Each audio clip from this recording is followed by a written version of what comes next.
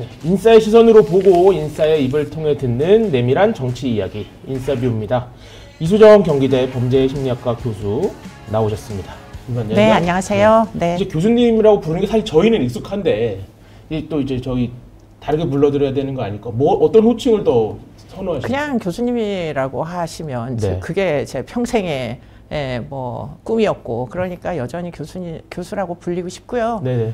아직 뭐 여의도를 간 게 아니니까 뭐 그냥 뭐라고 부를 명칭이 불분명하네요. 아하. 예비 후보자 뭐 이 정도의. 예비 후보자 그렇죠. 네, 네, 그렇습니다. 이슈 말씀 들어보도록 하겠습니다. 지금 사실 수원에서 굉장히 바쁘신 걸로 알고 있는데 오늘 또 어떻게 네, 오늘 그 무슨 수원시 상공회의소 무슨 신년회가 있는데 거기를 제끼고 지금 여기에 왔습니다요. 아유, 이게 거기 뭐 정말 바쁘게 이렇게 활동하시는 걸로 알고 있는데 좀 이렇게 일정을 어떻게 좀 디테일하게 쪼개서 움직이시나요? 아, 네. 정말 그 내일의 일정 저녁 때 5시 되면 쫙 선거 이제 나름 캠프가 있으니까 거기서 뭐 몇 시에 어디를 가고 몇 시에 어디를 가고 어디서 유세를 하고 쫙 나옵니다. 그러면 일정표대로 이제 숙제하듯이 밥 먹듯이 하나씩 이렇게 제껴가면서 그렇게 해서 이제 일정을 소화하고 있습니다. 네. 그 현장에 어쨌든 다니시다 보면 이제 시민분들을 많이 만나실 텐데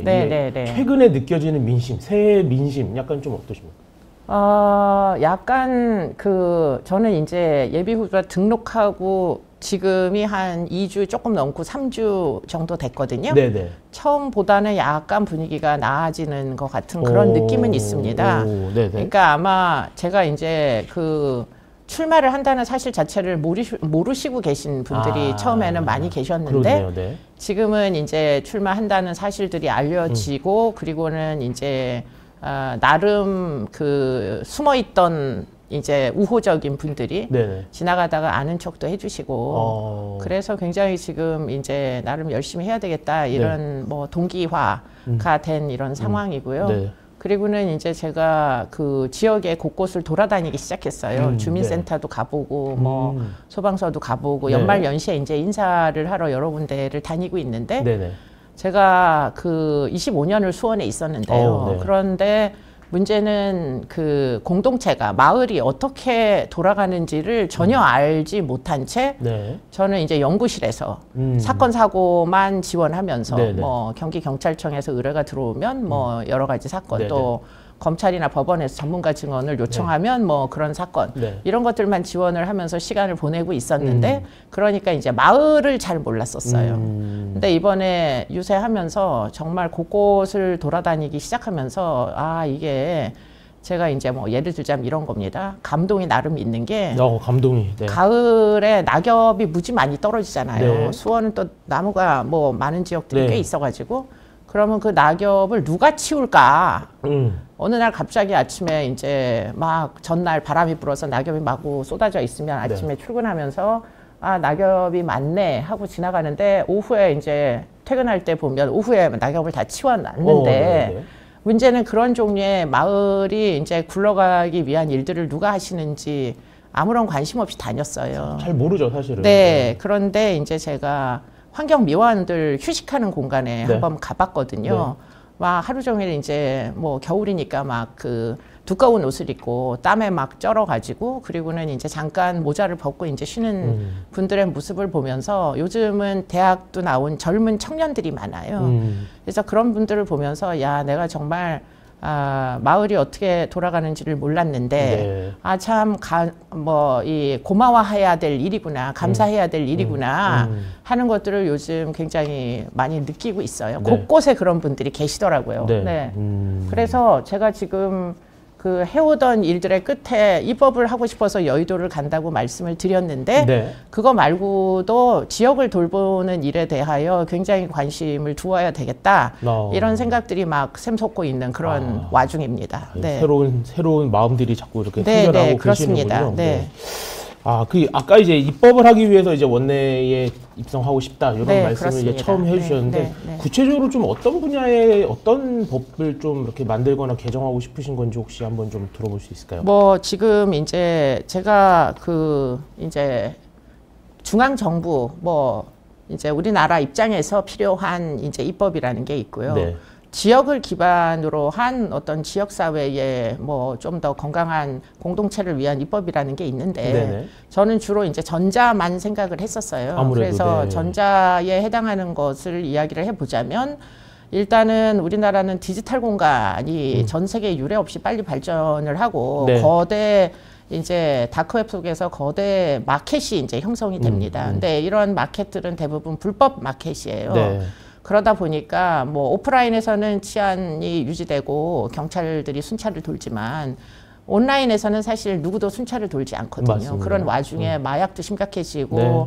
뭐 어떻게 보면 성매매도 네. 이제 이 성매매 끝에 영상물이 전 세계에서 유례 없이 제일 많이 생산되는 국가로 악명을 지금 떨치고 있잖아요.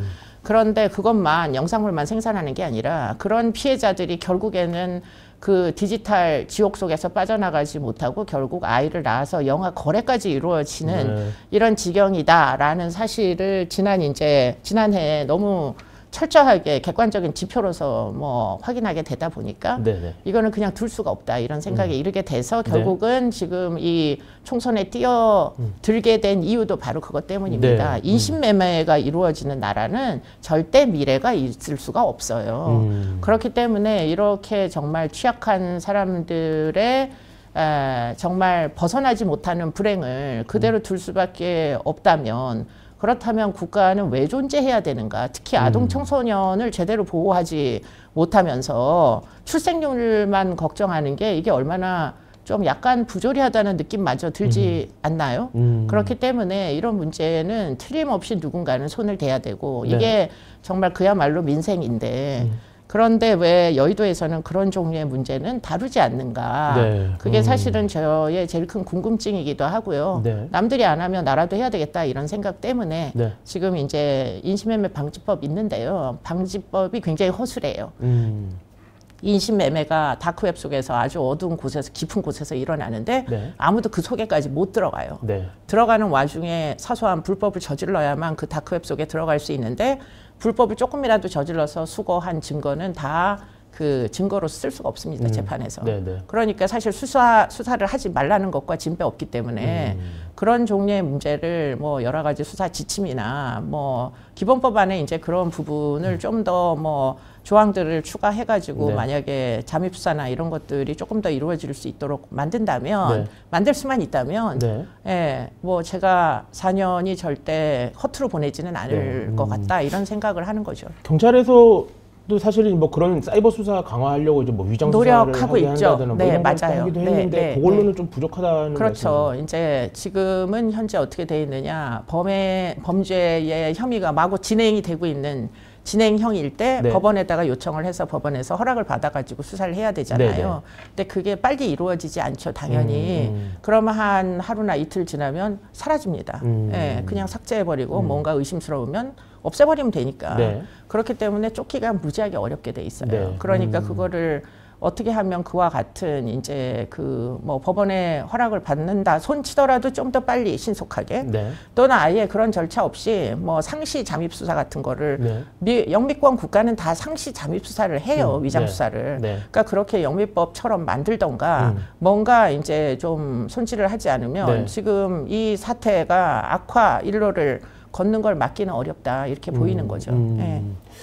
알겠습니다. 이게 제가 너무 뎁스를 너무 깊이 들어가는 것 같긴 한데 사실 네. 경찰에서도 그걸 하고 싶었는데 행안부가 안 된다고 그러니까요. 거부를 강하게 했다고 제가 알고 있는데 근데 그게 행안부가 안 된다고 하지만 만약에 국민들에게 호소해서 그래서 국민들의 여론이 만약에 우리 편에 쓸 수만 있으면은 그러면은 사실 행안부가 무작정 어떤 지침을 가지고 안 된다고 할 리는 없잖아요. 네. 그 경험은 제가 전자감독법 도입할 때도 경험해 봤고 그건 참수한 제도입니다. 네. 법무부에서 반대했던 법이에요. 그게. 네. 그리고는 이제 스토킹 처벌법 입법할 때도 스토킹이 뭐냐를 가지고 사실 수년간 토론을 했어요. 그런데 결국은 입법을 해서 네. 이제는 쓰레기 불법 투기 정도로 취급하지 않잖아요. 네, 스토킹 네. 사건을. 그렇죠. 그러니까 틀림없이 뭐 반대 있을 겁니다. 근데 그런 것들을 설득하기 위한 노력을 왜 여의도에서 하지 않느냐가 제 궁금증이에요. 네. 네. 알겠습니다. 뭐 그 지역구 얘기도 좀 여쭤보면 네. 이제 수원은 이제 지역구 5개죠. 5개가 다 민주당 지금 현역으로 계신 곳인데 특히나 이제 출마하시는 수원 정의 이제 박광훈 의원이 지금 3선으로 계시잖아요. 네. 이게 뭐 어떻게 보면 이제 험지라고 할 수 있는데 네. 이게 약간 뒤집을 수 있는 어떤 전략, 뭐 방법 어떻게 좀 구성하고 계시나요? 뒤집을 수 있는 전략이 뭐 있었겠어요. 아, 그런 전략이 있으면 있다고 하셔야 되는 거 아닙니까? 저 말고도 많은 자들이 아마 여기에 어플라이를 했겠지만 사실 뭐 수원은 거의 그 여당 입장에서는 여기는 뭐 어떻게 보면은 사지다. 네. 도시 전체가 험지다.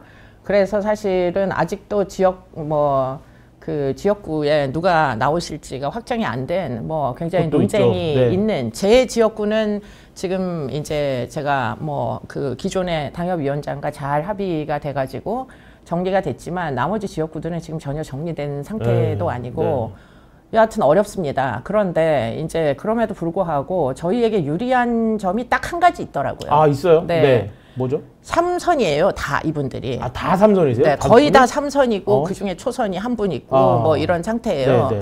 그런데 문제는 이분들이 지역을 돌보지 않으셨어요. 네, 그래서 유권자들의 불만은 이만저만이 아니라는 게 그게 바로 저희에게는 가장 큰 전략이다. 유권자들이 지역을, 만약에 그렇죠 만족하는 그 정치를 하셨으면은 그러면은 저희는 뭐 거의 지금 가능성이 없겠죠. 그런데 유권자들이 사실은 지금 굉장히 불만이 비등해 있다. 뭐 예컨대 우리 지역구에 그 쓰레기 소각장이 있어요. 이거 없애주시겠다고 10년 전부터 말씀하셨는데 전혀 없어지지 않고 있어요. 그런데 그게 얼만큼 이 그 지역에는 굉장히 큰 문제가 되느냐. 관심들이 많으시죠. 네, 제가 한 500m 정도까지 가봤는데 연기가 날 때는 매콤한 이 코가 약간 매운 그런 연기 냄새가 나요. 근데 그 옆에 초등학교가 있어요. 그러면 이거는 틀림없이 해결을 해주셨어야죠. 10년 전이나 10년씩이나 만약에 하셨으면은. 그런데 제가 그래서 뭐 이것저것 막 찾아보니까 소각장을 지하화하는 무슨 기술 같은 게 새로 개발된 게 있더라고요. 이게 이제 주장하실 생각이시군요. 아니요, 뭐 아직 주장은 안 했는데 많은 것들을 지금 열심히 공부 중입니다. 네. 민주당이 약간 3선 이상 뭐 이렇게 용태론 이런 게 나오면 그러면 최고시겠네요. 수원에서. 용태 쉽게 하시겠습니까? 네. 알겠습니다. 뭐 수원의 험지니까 아무튼 뭔가 좀 더 다양한 활동들을 기대를 해보도록 하고요.